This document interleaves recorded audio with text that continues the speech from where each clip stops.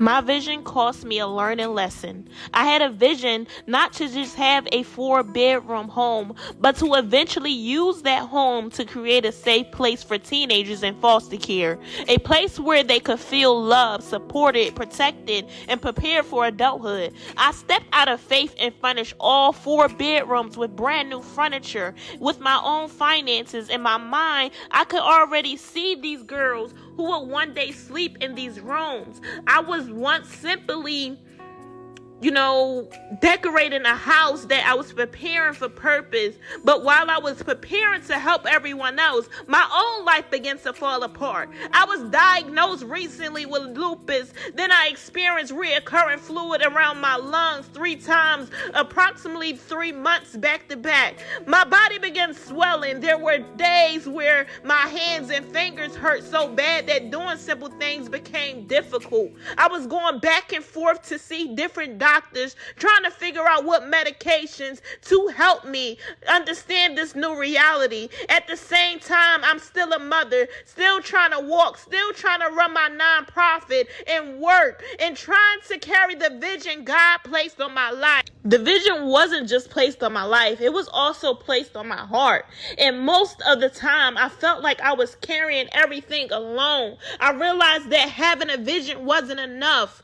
I needed the right team around me. People who didn't just love the idea of my mission, but where we were willing to help and carry the responsibility of it. Then the house that was supposed to represent a new beginning became another source of stress. I discovered fungus inside the HVAC system while already dealing with weakened immune system. My son and I began to experience health problems in our home, including problems with our eyes, while I was already struggling physically. On top of that, I began to experience painful conflict with people I allowed close to me. I felt someone I considered a friend and a neighbor did not have good intentions towards me or my family.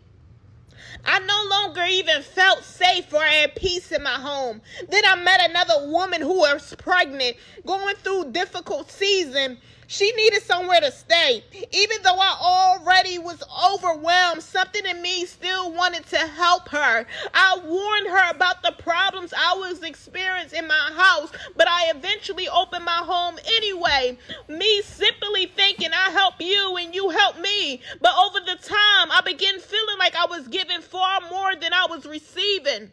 I helped provide a place for her to stay. I helped her put things together for her baby. My son helped her around the house. Meanwhile, my household expenses was increasing. My water bill reached around over $500. My electric bill even increased over $200. Rent was becoming harder to keep up with, and my income had already been affected because of my health. I watched someone tell me she couldn't afford to contribute to help me with anything, but it wasn't simply about money. It was the lack of consideration and realizing that I've been overextending myself for someone while I was physically, financially, emotionally struggling when I needed help. The same help I was given wasn't even being returned. I decided to just let the 4-bedroom house go. The decision hurt. The house represented more than a lease. It represented my vision, the bedrooms, the furniture, the foster girls I imagined helping,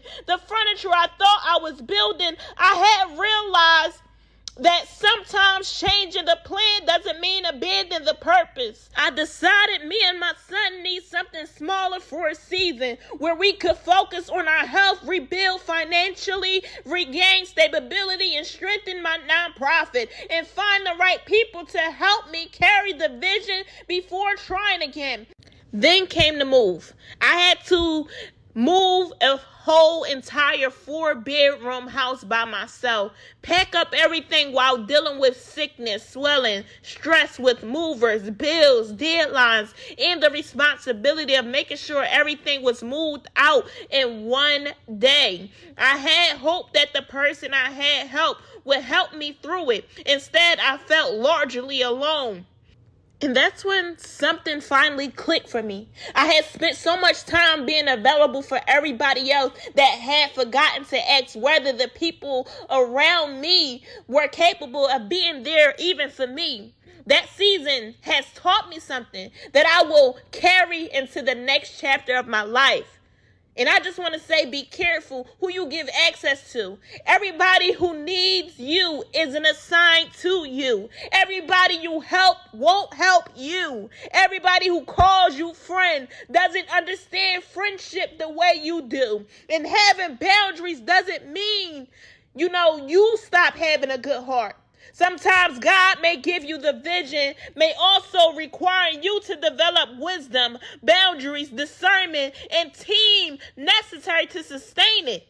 So yes, I'm not giving up. Yes, I'm going back to the drawing board, but I'm not going back defeated. I'm going back wiser. I'm going back with boundaries. I'm going back stronger. I'm going back focused on my health and my son. I'm going back determined to build the right team. I'm going back wiser.